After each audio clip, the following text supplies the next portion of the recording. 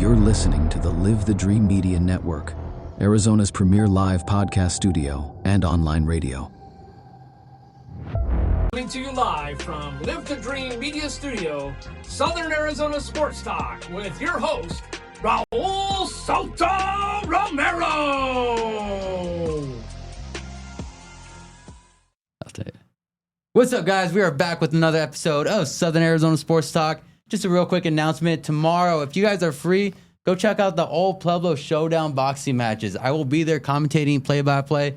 It's my commentating debut. I'm excited, and we're going to see some really good fights. We got ages 12 to grown up, so you ain't doing nothing. Go to the Old Pueblo Showdown. Today's a special guest because it's my old coach. I had him for my senior year. I can definitely say he prepared me for college, and I would not be where I was at if it wasn't for him. Coach Mark Morris. How you doing, brother? I'm good, sir. How you doing? Doing all right, man. A little surprised that you don't have a Dr. Pepper with you in a Monster, though. No, you got rid of the Dr. Pepper. Oh, dude. You remember all soda together. Completely. You remember what gift I gave you for my senior year, right? Absolutely. What did I get you? Diet Dr. Pepper, baby. Yep. So, yeah.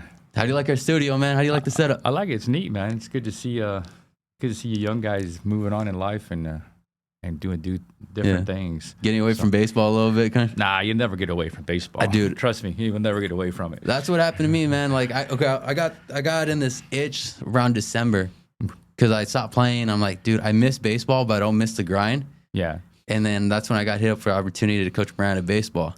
Well, yeah, you're in the grind now. If you're silly enough to coach high school baseball, you're going to be in the grind. You're not going to be prepared for. So yeah, let me ask you this: going back to your first year of coaching, what advice would you give someone just starting off? Like, what were the highs and lows of it? First year coaching at all, or first year coaching high school? Coaching high school as a head guy or as assistant?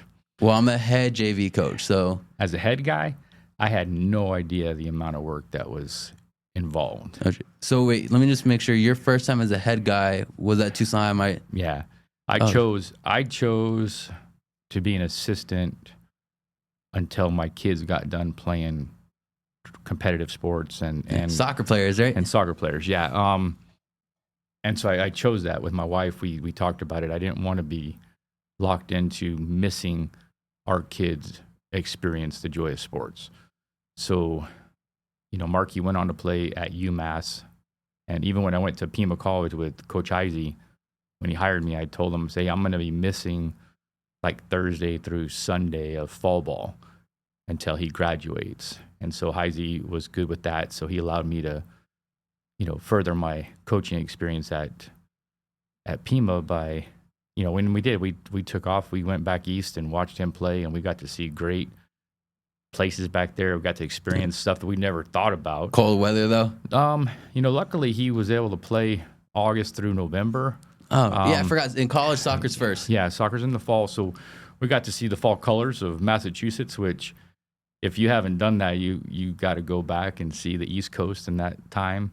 There was one game in St. Bonaventure where Lisa and I sat in a snowstorm and watched them play, but that was upstate New York. By Buffalo area. So we experienced it. I mean, it was great, and then Valerie she actually played club volleyball, and then she played volleyball at Tucson High. So we saw her play, and then Samantha played club soccer, and then she played basketball at Tucson High. So I just chose not to. My mom and dad were there for everything we did, just like your parents. Yeah. Like, I was not going to miss my kids because I was, coaching other kids at that point. That's awesome, and I love what you bringing up your parents. So one of the things with the show, I want to learn people's experiences from before they were coaches. Yeah. So if you want to kind of get into it, what were the lessons you took as a kid from your parents? Well, you bring that up, I'm going to break down and cry because my mom and dad were Southern Baptist to the core. They're farm people. They grew up in Elfrida, Arizona, and they grew up on the farm. I mean, my grandpa farmed, my dad's family farmed, and that's how they lived. I mean, then they turned into miners. I still got family. The Curry Farms up there is my cousin / uncle, and he's a farmer through and through. But watching my parents grow up and all that, I remember, they did everything for us. I mean, my brother he played sport. My dad traded in his car one time and bought a minivan so he could pick up the kids for basketball practice awesome. and take them. I remember traveling to summer league games at the YMCA downtown. So you were a baller too, man? Oh yeah, we played. If I didn't tear my knee up, I probably would have played basketball Instead of baseball? Yeah. Oh, yeah. shoot. I grew up, playing multi-sports, which I think a lot of kids don't do now because they get wrapped up in the club sports too Absolutely. young. And it turned me into a pretty good athlete. I mean, I played basketball at Safford Middle School, and I had Lamar Harris and Sean Harris and Willie Morales. I was a point guard, so I'm playing with future NFL guys and future major league guys. Willie Morales, the catcher, man. But he played basketball, and Sean Harris, he played middle linebacker for the Bears after U of A. So I mean, I was playing basketball with those guys. Just straight studs. Yeah, I mean, I used to travel. I used to always tease my brother. He was 3 years older than me, so he was a senior when I showed up to high school. But I used to carry my gym stuff with me so that if they needed a player, I'd jump in and play. Always ready to roll. No matter what. And we played. We played little league, and then we'd roll into basketball. And then my mom would never sign the paperwork for me to play football, which sucked, but whatever. But I feel like you would truck someone, man. Be a linebacker. I used to play in the fall with the football guys and the summer stuff, and my mom would never sign the paperwork. She told me when I got to high school she would let me play, but she never did. Yeah. I tore my knee up when I was 13. I was playing in the. Oh, that's young, man. I was actually trying out for the junior Olympic soccer team down at Jacobs Park, and I tore my knee up. I made the team, which was awesome, but I couldn't go. I tore my ACL, and then they did the surgery, and it didn't work, and they had to do it again, and it didn't work, and so I basically was playing sports ACL deficient. What was that like mentally? Because there's so many athletes that go through that, and especially like what you said, it doesn't work. Like, was there a point where you're just like, maybe sports isn't in my future? Well, I had to give up soccer because I couldn't run anymore. I couldn't run like that because, basically without an ACL, I couldn't cut. And I played basketball at Cholla with the big Don Joy knee brace. Wait, you're a Cholla grad? Yeah, Cholla grad. Oh, I didn't even know that, man. Yeah, so we, funny story is I was going to go to Tucson High and play baseball and basketball because that's where all my buddies went from Safford. Yeah. But my mom, who has been an educator her whole life, that summer she switched jobs from Pueblo. She was a Pueblo warrior. She was from like 1969 to 1987. Oh, shoot. And she was running the math department, and she switched over. They hired her at Tucson High and she wrote the magnet curriculum for the Tucson High magnet programs. So she moved over and started working at Tucson High running the magnet programs, the math and science and technology. Yeah. And she was responsible for all that. So when she decided to go to Tucson High, I was like, I don't think I'm going to go to Tucson High. So I went to Cholla with my brother. Yeah, I had that same thing happen to me with my dad when he was going to be the principal at Tucson High. Okay. For a second, I'm like, dude, if you become the principal at Tucson High, I am transferring anywhere but there because I do not want to get sent to the principal's office and get sent to my dad. And it wasn't like I was a bad kid, but growing up, I was a jokester.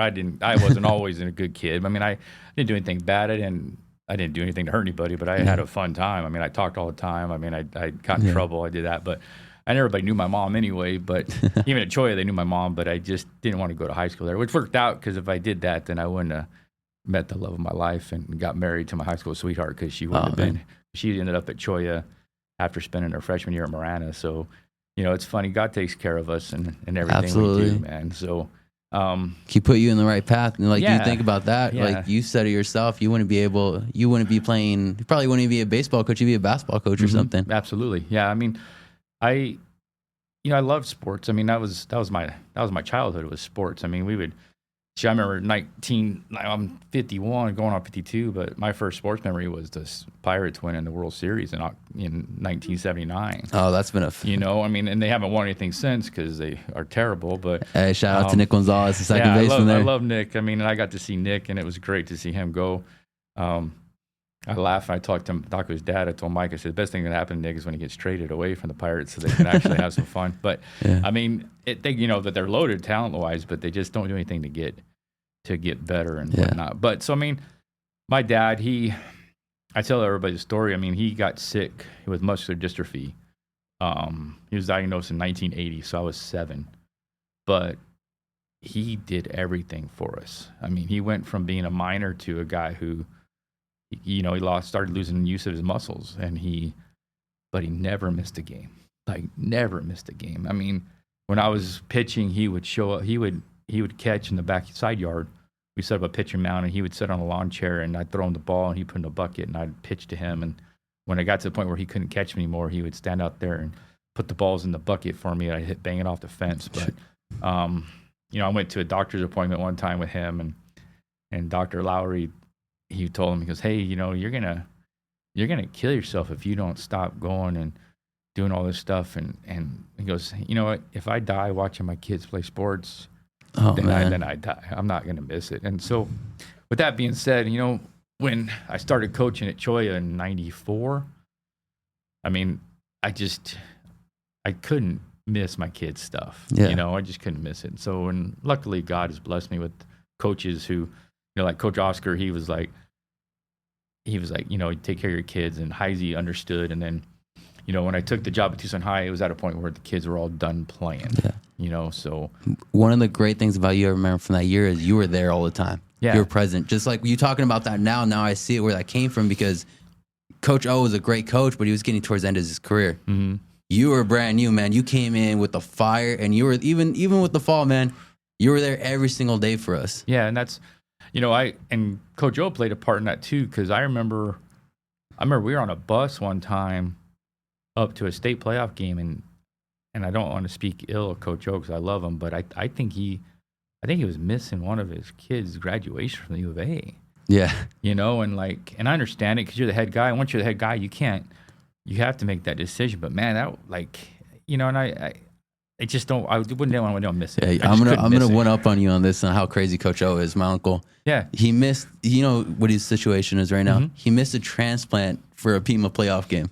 No, and I know, and I talked to him about that. Like when I think me and my wife were talking to him, and he's like, baseball season starts, so I'm gonna have to put off the transplant. And I'm like, Oscar, baseball's not going anywhere, man. Yeah.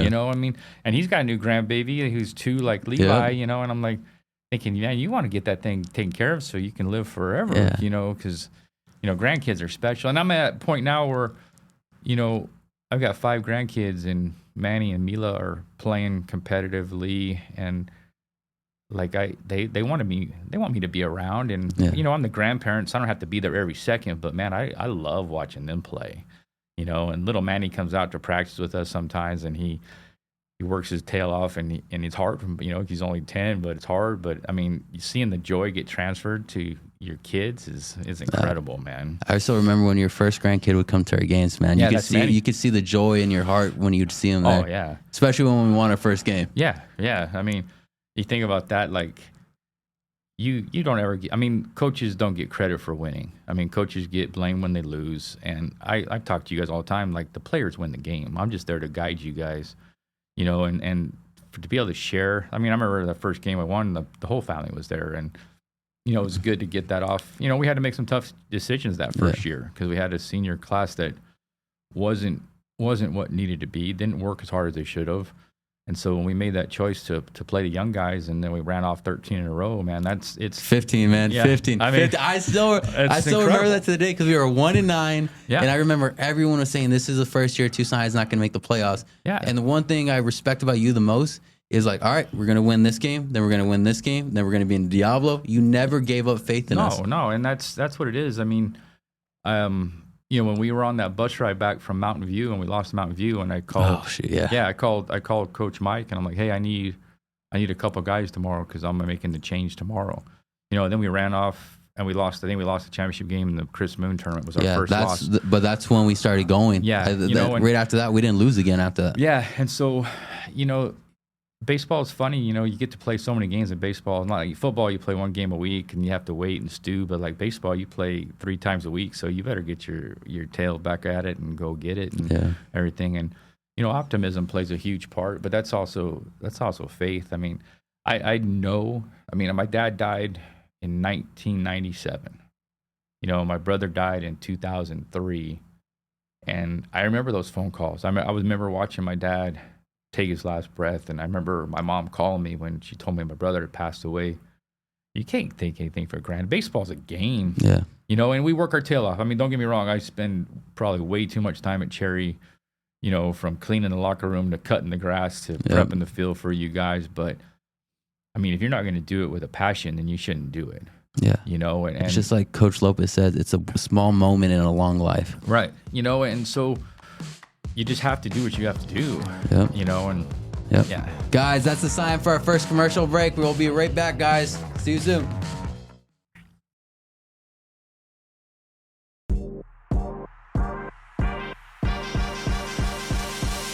Welcome to Snap Fitness. This is my gym.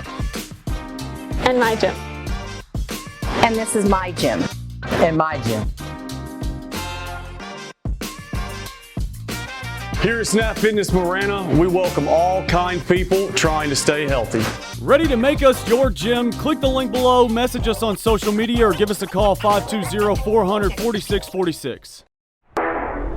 We are Jet Sports Training, where our mission is to cultivate champions. This is where athletes come to get faster and everyday people come to change their lives. This is not a gym, but a community. Come get jetted.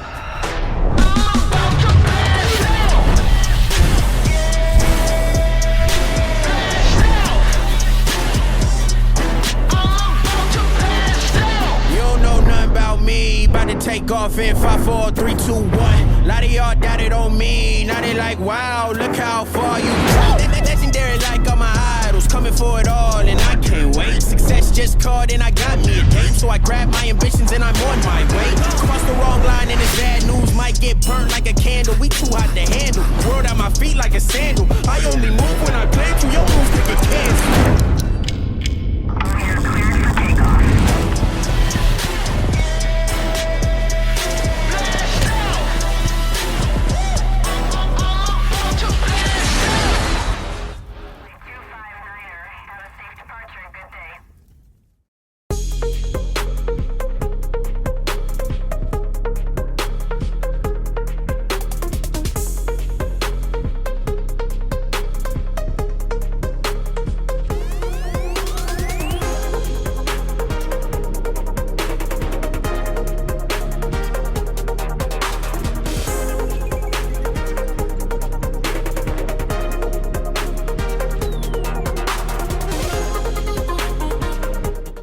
This episode is brought to you by Advanced Vision Care and Dry Eye Spa.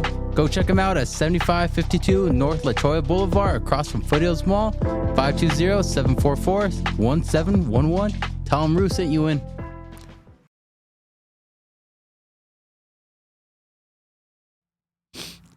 What's up, guys? We are back for another, I was going to say back to another episode. No. We're going deep in the talk, man. So one thing I do always want to talk about, I want to learn, because you talked about your parents but being in faith. What brought you to faith? And like, was there a time where there's always that time where you know you're walking with God, but then there's a time like I'm going all in with God? You know, it was every Sunday we'd go to church and it was preached and we would sing and we would dance and it was great. I mean, we'd go to Coach Morris got some dance moves. Oh yeah. I tell the players, nothing gets to a girl's heart like a guy that can dance. So and if you can cook, that works too. Exactly. So I mean, it was in our family and we were taught it, and you know, we did the Awana clubs, which was a Wednesday night Bible study for the young kids and everything. And I mean, honestly, I was in it. I gave my life to the Lord real young. I think I was 10 or 11. I got baptized at Justin Water World in the pool, the big pool, okay. Justin's Water World, by Pastor Randy Hammonds, who actually married Lisa and I too. So, you know, dang. So Randy was kept that relationship for sure. Yeah. And, you know, we went to, it was Chapel in the Hills, and, you know, my mom and dad, they renewed their vows there, and Lisa and I got married there. My brother got married there.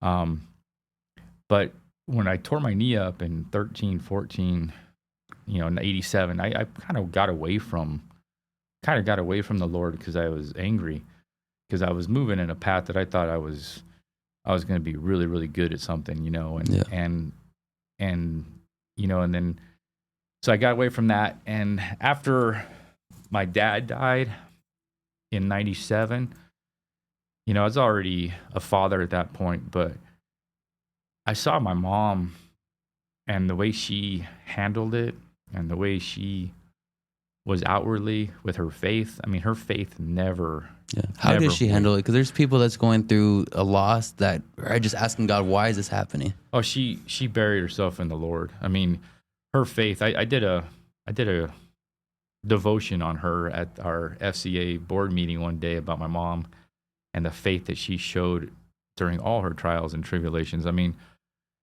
it was something that I watched and inwardly, I mean, I found out later that she was doing some counseling and she was seeking help, but man, she was the strongest person I ever saw in that regard. I mean, she's like, got to the point where she had to take care of my dad, you know, and whatnot, but she never wavered. She never blamed the Lord. She never blamed God. She never ever questioned it. So watching her do that, and then watching, you know, the Lord and work in my life with, you know, I was able to talk my wife into marrying me somehow. I mean, that was the best day of my life there. Yeah. But like, to see her handle that adversity and never ever question the Lord, that really gave me another look at it, and really allowed me to believe that like his path is what we're on. Yeah, we're on his journey. Yeah, there's you know, and I always tell everybody, if you think God, you know, if you don't believe God has a sense of humor, tell God what your plans are. Yes. You know, that's my 92-year-old grandma. She's been telling me that forever. Tell God what your plans are. He's gonna laugh and say, like, watch this. You know, and you can have the best laid plans, but if God thinks you're gonna do something different, you know, then you're gonna do something different, and that's just the way it is. I mean, and I talk to you guys as players, like, you know, you guys being great baseball players is a byproduct of what we're trying to do. Yeah. You know, I'm trying to make you guys great kids so that you could be great brothers and you can be great parents and you could be a great father. I mean, there's nothing better than me having kids. Like, you know, Alex Robles comes back, and every time he's in town, he calls us and he comes over. I mean, he came over to my wife's 50th birthday party. He showed up because he was in town with with Hermosillo and whatnot. And, you know, watching the kids grow up, and, you know, Christian Olea is playing his 4th year up at Arkansas Tech. Yeah, and, he's killing it, man. And he's killing it. But you know, he keeps in touch and he talks. And, you know, Nick struggled he got, you know, fell behind the 8 ball at GCU, and he came back to Pima, and he came by Cherry and talking about what he learned and everything, and now he's going to go kill it at, you know, where he's at and ACU. Stuff. I mean, it's just incredible to see that and watch the kids grow up, you know. And then you know, you're talking about how you got this and that and everything. I mean, hard work dictates your life, you know that. Absolutely. And we talk about that. I mean, it's the work ethic that you get from baseball is what you're going to take back in your life. Right. And we talk about all the time. I mean, baseball is a complete game of failure. So you fail. I mean, are you going to get up the next morning and go to work? You better, because otherwise you're going to have to tell your mom and dad, hey, I don't have a job. And tell your wife. I mean, imagine going home to your kids and saying, hey, I'm not going to go to work today, so they fired me, but I'll be all right. You know, I would be more scared to tell my dad that than kids. Absolutely, because my dad would probably grab me and throw me back in the car. Absolutely, you know. And I watched my dad go from being one of the strongest men in the world to fighting where he couldn't use his hands because of that stupid disease, and he never quit. You know, he never quit. He never stopped doing what he had to do. I mean, like I said earlier, I mean, he literally traded in. He had a green Granada, a Ford green Granada. He traded that thing in for a brown Astro van. Just to make sure you guys... Just so that he could pick up my brother's buddies to go to basketball. You know, and stuff like that. And you're like, man, this guy, he could be mad. And he got mad at times that he was hurt, but he never stopped going to church. I mean, he did what he had to do. He believed. I mean, I know where he's at. You know, I mean, my mom sang Amazing Grace when he passed, and it's just amazing to see what they believe. You know, even to this day, my mom she believes in the Lord more than anything in the world. And, you know, you watch her, I mean, she's 70s. Shoot, man, she's old now, but I mean, you know, but she's great. I mean, she still does it. You know, she still runs the Awana program at Chapel, which is now Grace Point, but I mean, I tease her that they have to make a new pin for her because this is like her 50th year of doing it. Shoot. They need to give her like a plaque or something. Right, 50-year veteran. You know, and she's saying, you know, she played the piano at school, at the church. And so we were in the choir. I sang in the choir at Choya because that's what you're a singer and a dancer now, man? I mean, shoot, man. I didn't know these things. I try to do it all, you know, and whatnot. But, you know, without the game of baseball, I probably lose my way. I mean, really. I mean, Coach Odom at Choya was hard on me, but he did it because he loved me, you know, and I know that. He's one of my best friends now. Yeah. Like, you talk about me being your mentor, which makes me humble, makes me proud. But, I mean, still to this day, when I see Coach Odom, I give him a hug and love him to death, and he loves my wife. I mean, I remember I came back from college. I mean, he showed up at Central one time, and just to make sure I was going to class and make sure baseball was okay, you know. And I came back to watch Lisa play softball, and he just talked to me about staying on the path and whatnot. And I mean, but you can't do it without the support of everybody. And it's a village, man. It's a village of everyone coming together. I mean, I tease it that baseball runs my life, but I mean, and this is the truth, and I know she's probably gonna get mad at me, but I first saw my wife when I was pitching. Oh shoot! I mean, and tell us that story, man. I mean, I'll keep it PG, but I mean, please. I mean, we got high schoolers watching. Yeah, I mean, I was pitching at Cholla. It was in Little League. We were playing on the JV field at Cholla when they used to have a JV field there, and she kept walking back and forth behind the. Wait, so it's Little League. How old are you? I was 14. Oh, 14 dang. or 15, and she kept walking back and forth behind the dugout, and I called timeout. I called timeout. I brought the catcher out there, and I'm like, hey, who is that girl that keeps walking? Dude, that's like a Bull Durham scene right there. And you laugh, and it was funny because she knew and he knew her, and he had dated her, and so I was like, he's, oh, that's Lisa, and I'm like, oh, dang, man. And then the umpire comes over and goes, what's going on, guys? I was like, I was just trying to find out who the girl was, and so. Did he introduce you afterwards? No. So it gets better. So it's my junior year at Cholla, and we're in math class with Mr. Lackow, and you get up and say, hey, my name's Mark, I'm blah, blah, blah. Then she gets up and she stands up. She goes, hi, my name is Elisa Ramirez, blah, blah, blah. And I look at my buddy and oh, dude, that's the girl from the back. And so, That's crazy you remember it after all those years, man. So, I mean, it took me a year to chasing her around before she finally took me serious, because I was a jokester, and and I had a girlfriend and whatnot. But it was the Valentine's Day dance at Cholla when she finally let me dance with her and whatnot. And so that anniversary's coming up soon, then. Yeah, and it was funny. It was actually Clint Black. It was killing time, and we two-stepped a little bit, and she still tells me I two-step wrong because I'm left-handed because I go the wrong way. But and we had a blast, and.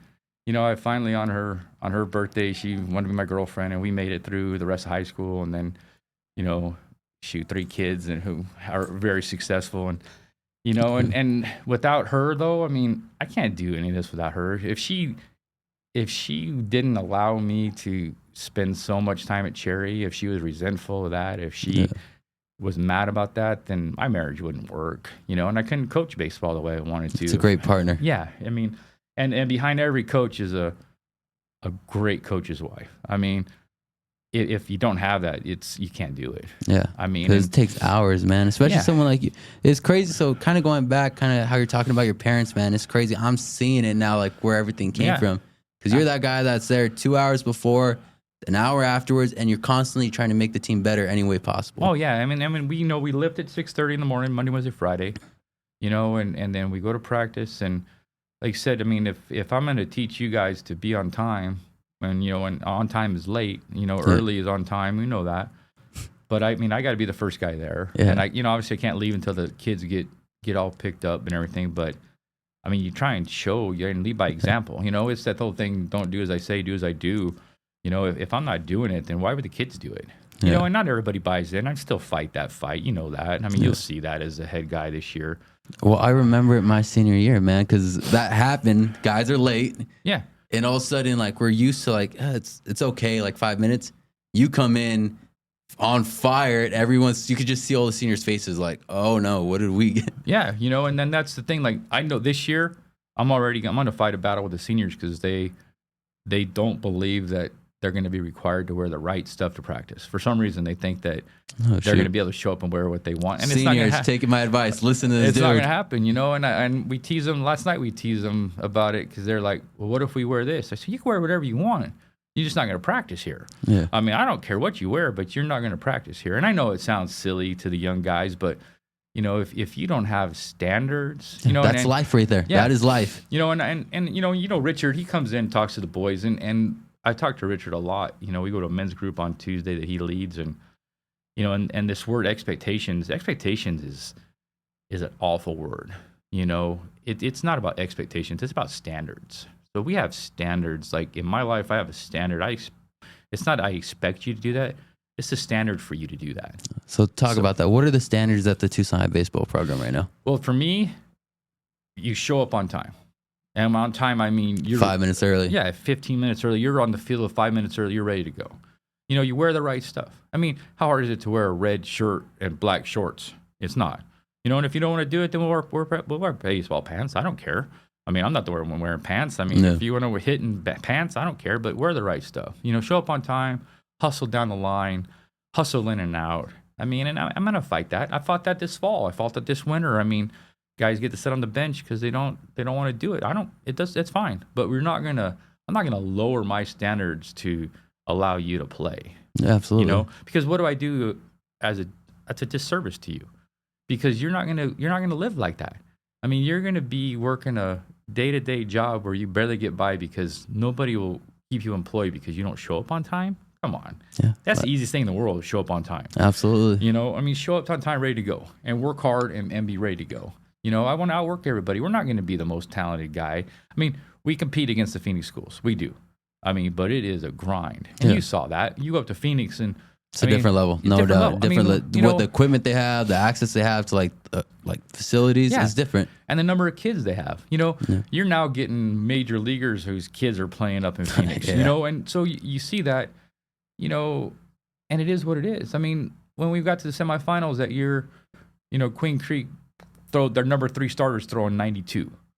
You know, and so we're okay, we'll battle him and get him out. It's 2-1 when he goes out, and their reliever comes in, he's throwing 92 too. You know, and I'm like, okay, that we don't have that down here in Tucson. You know, how many guys in Tucson throw 90? I don't even know now at this point. I mean, does Ramirez throw 90 for you guys?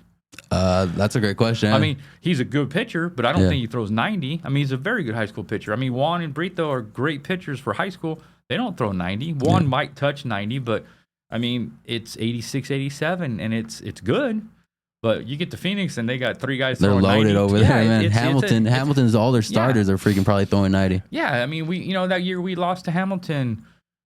It was 7-7 after 5 innings, and I brought in probably my 5th or 6th pitcher who was left, and they bring in a guy who's throwing a wipeout slider, you know, and they beat us 12-7 because they had 7 guys going to D1.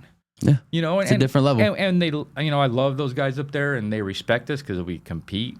I mean, the funny thing is we're going up to Boris this year, and Gino, who used to be at Bishop Gorman, took over at Basic, and I know he's pissed off. Wait, so it's the Bishop Gorman tournament again? Yeah.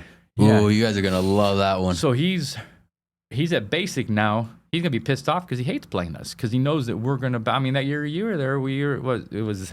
I think I played him. We went there my sophomore year of high school. So I mean, we went to the next year to Boris after you graduated, and it was 7-7 in the 9th inning, and you know, and they hit a walk-off home run off a freshman, but that's fine. But like, we're gonna You're battle in the fight right there, no matter what. That's the Badger way right there, man. You're going for blood. That's the only way to do it. I mean, you have to. I mean, shoot, last year I think we outscored our opponents like by 47 runs in the 6th inning. The 6th or 7th inning. Oh, shoot. Because we're just going to grind at bats because of the depth. I mean, nobody has. I mean, who has a real closer that comes in Tucson? You know, not a lot. You know, CDO did. That's why they've been to 3 straight championship games. You know, because they've been in 3 now. Yeah, they won 2 and then they lost. That burns my soul, dude. Well, I mean, you know, but Heisey does it right. I mean, and the kids buy in, because if they don't buy in, they won't play. Yeah, my young cousin is over there, Alex Martinez. Okay. And that's the number one thing he said. It is structured like no other program he's been around. Yeah, and that's where I got my structure from. So I learned from Odom, and I learned from Oscar, and I learned from Heisey. And I've never been at a practice that was more structured than a Heisey practice. And that's the way it was. I mean, and if you showed up late, you went home. And I'm sure it's the same way. I mean, I talked to him this fall. I mean, he was like, if the guys don't show up to morning workouts, then they're not on the afternoon roster. Good. So beautiful. I mean, I remember I got in a fight with a parent. Parent screamed and yelled at me at Tucson High one time about the fact that, well, how dare you not let my kid practice if he doesn't come to weights? Well, I'm sorry, but weights are a part of the program. You know, if you don't show up and work out in the weight room, you don't go on the baseball field. That's the standard right there. And that's what it said. But she yelled at me for 10 minutes. I'm like, I'm sorry you don't agree with it. Then, you know, you can have one choice. You can have your kid show up and lift weights, or or not come to practice. I don't care. Yeah, that's the number one thing I've always said about you. Because like we've heard parents or whatever, I've always when they've asked me, I'm like, if he's telling you something, it has nothing to do with politics, has nothing to do with anything else, it's because your kid's not getting the job done. Yeah, because he is like I always said, like when we were talking on the break, you're playing the best 9 no matter what. Yeah, and it's tough. I mean, because it's a reality check, and most of the time the kids understand it, but the parents don't understand it. No. You know, and that's unfortunate. And I mean, I've gone so far as to hand out like exit interviews in the fall and the winter and preseason stuff like that. And I had one kid who I handed it, and he wouldn't take the paperwork. And so I did. I knocked on his door and got in his car, and he went, and I'm like, I gave it to him. I'm like, you need to show this to your parents. So when you don't start on Tuesday, they know where I'm at. Because this isn't all of a sudden. This is a 2-year pattern that it is what it is. You know, and if you don't want to, you know, you haven't done anything to get better, like you're not going to play. Yeah. And it's not, and I don't hate the kids. I love all the kids. I mean, my goal is for the kids all be great people when they grow up, you know, and if a couple of them make the pro, I mean, if they go to play college and if they get in the minor leagues, I mean, I know how hard it is to play professionally. I mean, it's incredibly hard. You battled all over to get to the next level, and it's a grind, man. It's a miserable experience. But that grind gets you ready for life, though, right? Without a doubt. Without a doubt, you know. But you have to be willing to put it in. Yep. You know, and you have some kids who are super talented that don't put the grind in, and you just like, and as a coach, you bang your head against the wall. You want to strangle them at that point. You're like, dude, you could be so good if you just worked so much harder. Yeah, and I mean, but then you got a kid. I mean, my thing, you know, my first kid that ever went to play college baseball was Diego Soto from Choya. That lefty, right? No, he was a righty. Righty. He was a righty. Him and Daniel went to Cochise for Todd.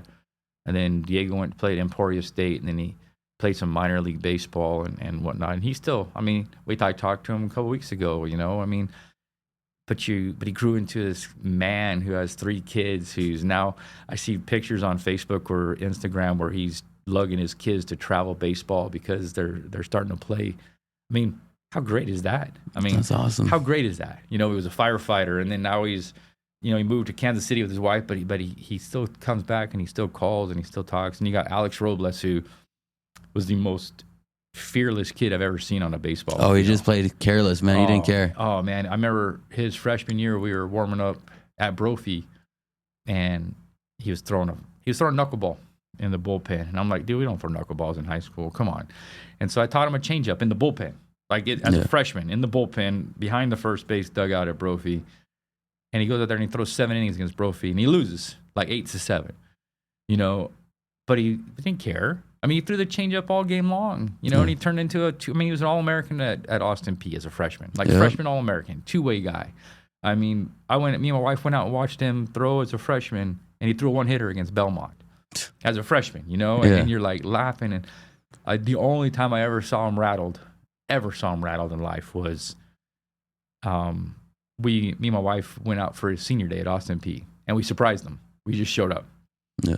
And the coach took Lisa on the field and let him be a part of it, and let her be a part of it. And he's in tears on the field because he's so happy that we're there, right? Yeah. And he got shelled. He just got shelled. And I was telling Lisa, I said, man, maybe we should have told him because I think we messed him up. But he comes out after the game and he goes, man, you see me get rocked? But you see me get some, but he was hitting, so he didn't care. I mean, he just, that's why he's still playing. Yeah. Well, that's the mindset great players have. They don't care. Like, it's like, whatever, like, let's just keep going on to the next. You know, and as a former coach and as a coach and as a player's dad, I'm like, man, we messed him up. And Lisa's the same way. She's like, man, we really screwed him up. And I'm like, yeah, but it's okay. He's going to remember the fact that we were here forever, you know? And I mean, and I've made some bonds in this coaching profession. I mean, I got to marry 2 kids. I mean, oh dang, really? You know, Marcus Mendez was a kid from Desert View who played at Pima for us, and I married him at outside the courtyard at Pinnacle Peak in July. He was the first person I married, and then Jose Contreras. He played at Tucson High, and then I remember. He played at Pima for me too, and I got to marry him in Cotto. He got married in our front yard. You know, I mean, that's awesome. Like, think about the impact you make on a kid who has the courage to say, hey, I want coach to marry me. Yeah. You know, it's incredible that they believe in what we did that much to do that. Well, it just goes back to what you said from the very beginning, how your dad was, because that's what it felt like. I always go back and say that's what it felt like when I was playing for you. You cared so much, even though you got mad sometimes. It's because you weren't mad at us. You just knew what our potential was, and you wanted us to reach that. Right. And you know, and that's great. I mean, one of my greatest joy, I got to marry walked in that 1 year where my daughter got married in January and Marky got married in March, and we were at the Boris tournament up in Phoenix, and I basically let the coach. I missed the last 2 games of the tournament because I had to come down, and I was married. I got the privilege of marrying and officiating my son and his wife's wedding. Nice. I mean, shoot, talk about super proud and trying not to break down crying, you know, like because you're a sentimental old man, but like that's the kind of stuff that will always stay with me in this possession, you know. And Coach, I'm going to stop you right there. We're going to do one more ad break before we finish off. Okay. Shay, hit the ad break, and we're going to go a little bit over. Awesome.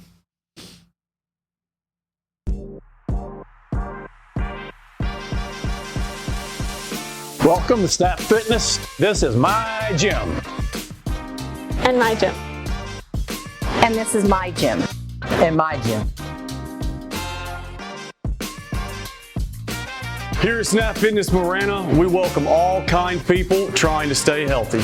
Ready to make us your gym? Click the link below, message us on social media, or give us a call 520-400-4646. We are Jet Sports Training, where our mission is to cultivate champions. This is where athletes come to get faster and everyday people come to change their lives. This is not a gym, but a community. Come get jetted.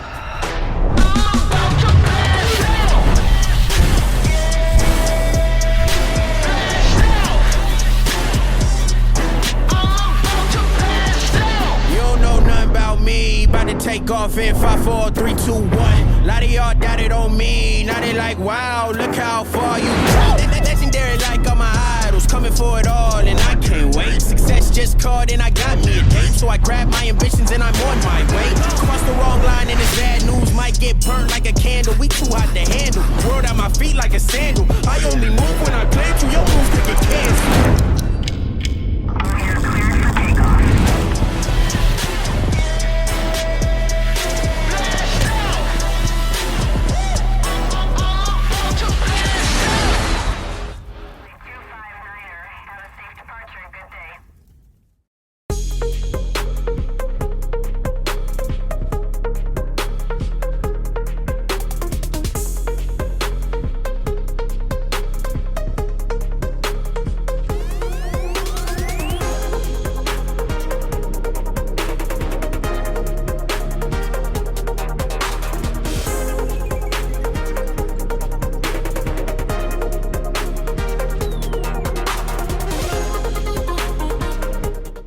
This episode is brought to you by Advanced Vision Care and Dry Eye Spa. Go check them out at 7552 North La Troya Boulevard across from Foothills Mall, 520-744-1711. Tell them Rue sent you in.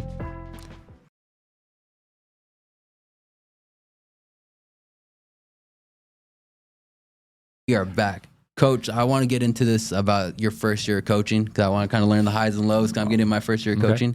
But I want to go from the very beginning, man, because I know you had to interview twice.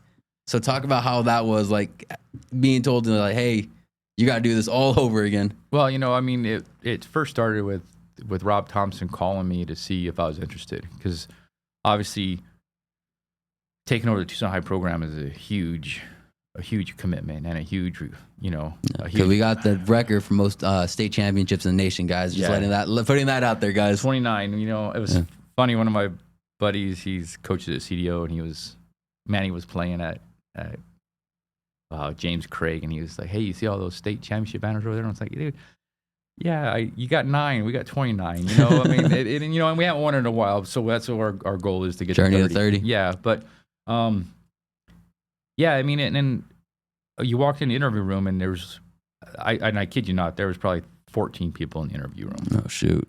And, you know, and you know, and I felt comfortable with my resume as far as playing and coaching experience. I mean, I was coming from a junior college where I learned a massive amount of baseball from Coach Heisey. So, you know, then you get awarded the job, and then you hear the rumors that because you're not a Tucson High guy that somebody complained about it.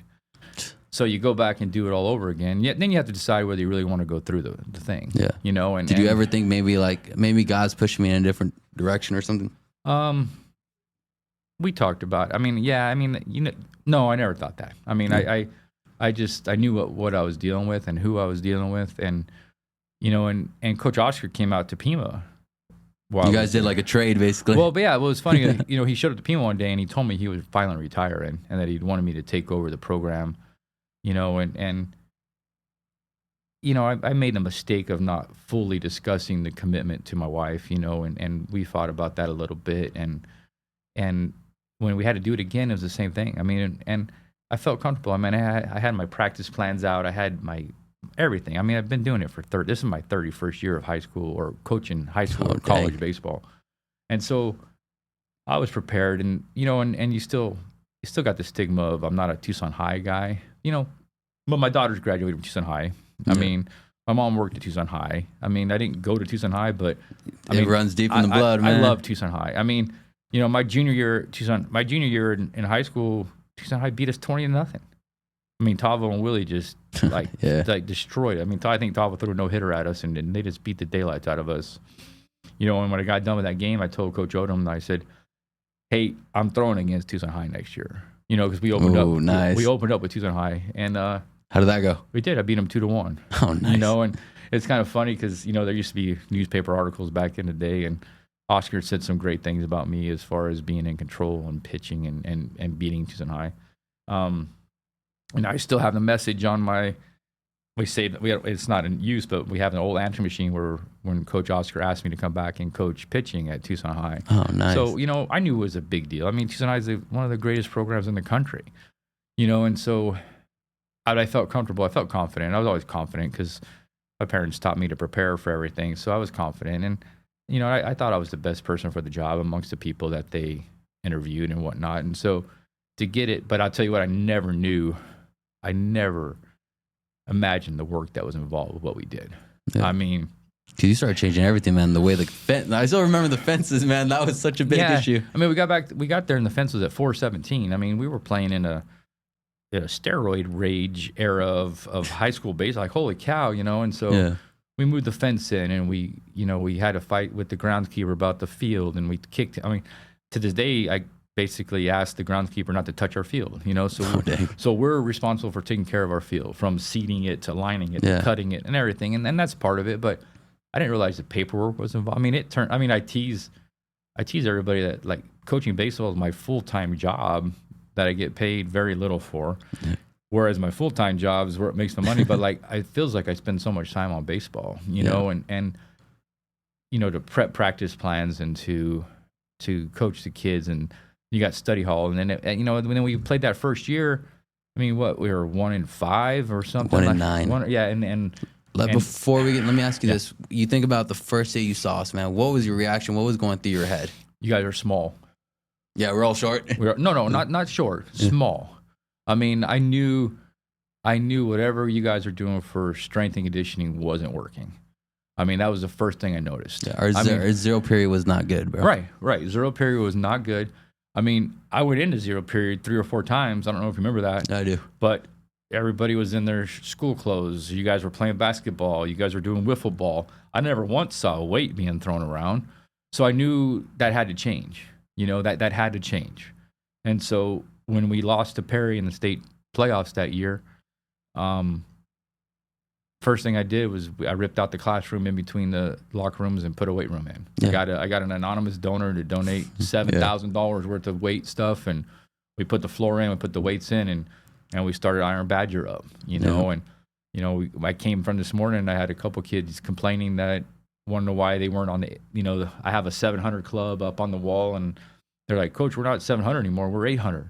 I'm like, "Oh shoot, we gotta get a new. You gotta get it to 1,000, man. Gotta get a new board on the. But these high school kids. I mean, one of the kids that's in the 800 club. I mean, when he first showed up his freshman summer, guy, he couldn't squat the bar. Oh, shoot. And you watch him grow up and develop, and that's what it's about.